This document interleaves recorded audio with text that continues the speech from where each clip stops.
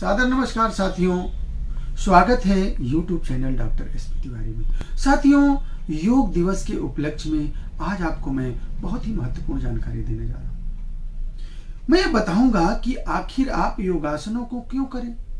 आज पूरे देश दुनिया से योग के लिए आह्वान किया जा रहा है, लेकिन सवाल ये बनता है कि हम आखिर योगासन करें क्यों, इसका महत्व क्या है।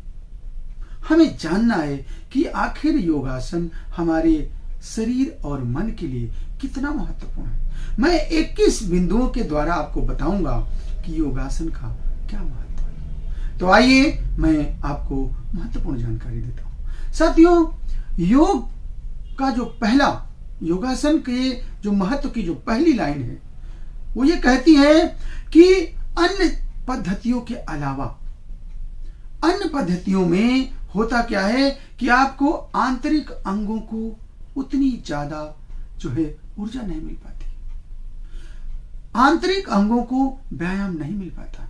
लेकिन योगासन एक ऐसी क्रिया है जिससे आपके शरीर का जो आंतरिक अंग भी जो है वो एक्टिव हो जाता है।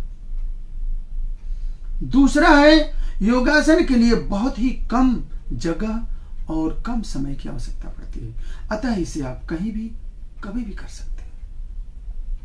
तीसरा है कि अन्य खेलों में साथी खिलाड़ी की जरूरत पड़ती है, आप अकेले नहीं कर सकते।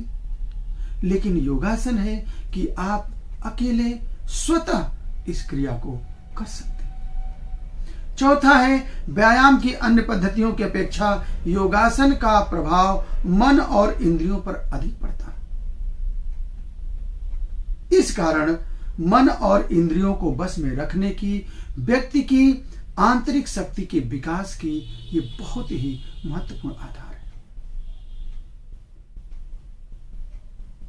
पांचवा, योगासन में बहुत ही कम आहार की आवश्यकता पड़ती है। आप नॉर्मल आहार लेते हुए भी आप योगासन कर सकते हैं। अन्य व्यायाम की पद्धतियों की तरह नहीं कि आपको बहुत बूस्टर डोज लेना है, बहुत ज्यादा आहार की जरूरत है। योगासन में आप नॉर्मल जो खान पान ले रहे हैं उसी से आप योगासन कर सकते हैं। छठा है, योगासन से के द्वारा मल और अन्य विकृतियों को आप भली भांत जो है त्याग कर देते हैं। आपको कोई दिक्कत नहीं होती, जिससे शरीर रोग से मुक्त रहता है, रोग प्रतिरोधक क्षमता बनी रहती है और शरीर जो है आपका स्वस्थ रहता है।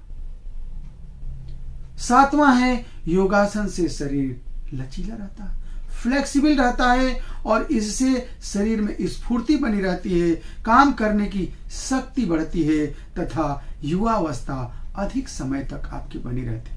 आपको लोग कहने लगते हैं कि आप तो भाई बिल्कुल जैसे आपको 5 साल पहले देखा वैसे ही आप दिख रहे हैं।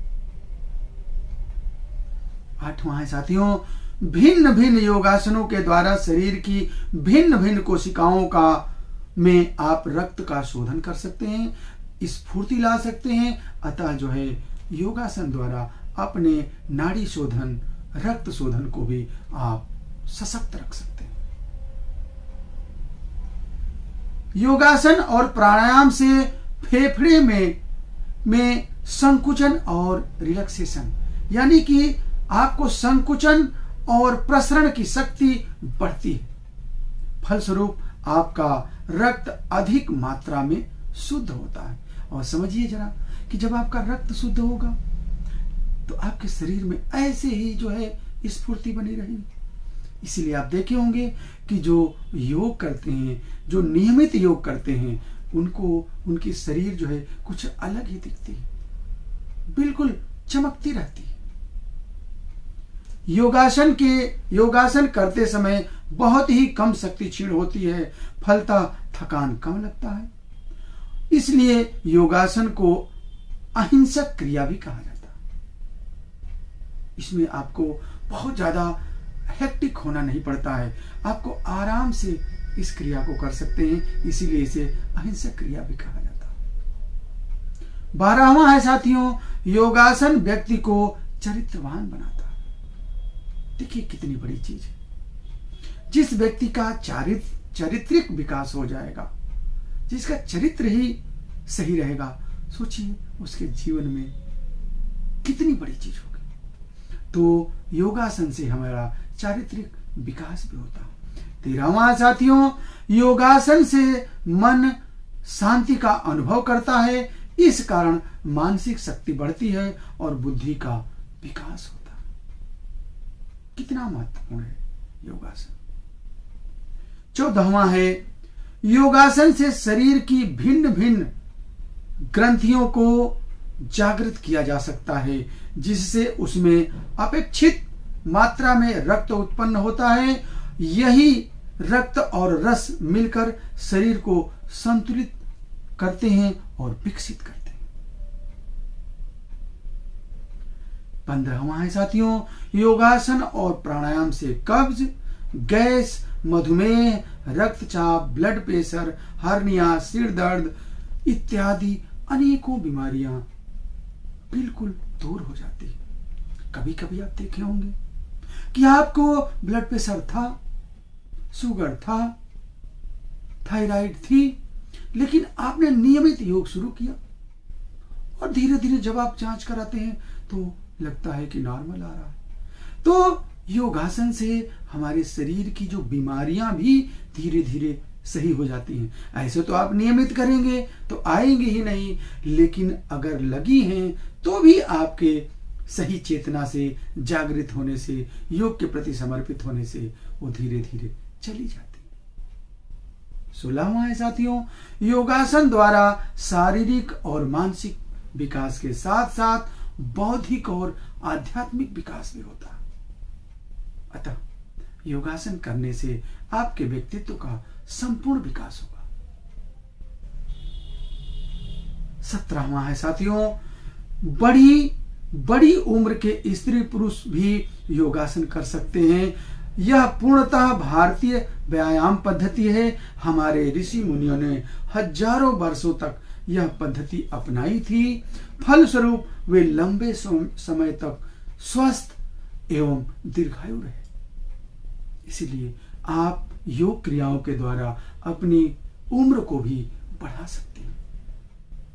18वां है साथियों, योगासन से हृदय तथा ज्ञान क्षेत्र का सशक्त विकास होता है और आपकी कार्य क्षमता में वृद्धि हो जाती है, चित्त को शांति मिलती है और आप आनंद की अनुभूति करते हैं। 19वां है साथियों, योगासन के अभ्यास से शरीर एवं मन को कम समय में काफी आराम मिलता है। आप जरा करके देखिएगा, आप कितना भी टेंशन में हैं, कितना भी थके हुए हैं, कितना भी परेशान हैं, आप थोड़ी देर आप योगासन पर बैठ जाइए। कुछ ही देर में आपको ऐसा लगेगा कि आप मानसिक और शारीरिक रूप से आप जो है बिल्कुल रिलैक्स महसूस कर रहे हैं।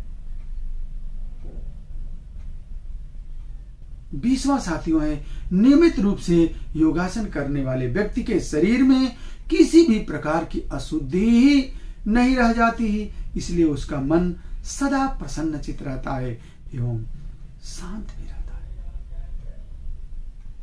और अंतिम यानी 21वां जो आपको यंत्र है वो ये है कि शारीरिक, मानसिक, आत्मिक एवं आनंदमयी जीवन के लिए आपको अगर कोई सर्वोत्तम आधार है तो वो सिर्फ और सिर्फ योगासन है। अतः आप योग करें, सदैव निरोग रहें। शारीरिक और मानसिक रूप से आप अपने आप को अगर सदैव आनंदमय चाहते हैं तो आप योग के शरण में आइए। और मैं चलते चलते आपसे कहूंगा कि आप अवश्य जीवन में योग अपनाइए। बहुत बहुत धन्यवाद। जय हिंद, जय भारत।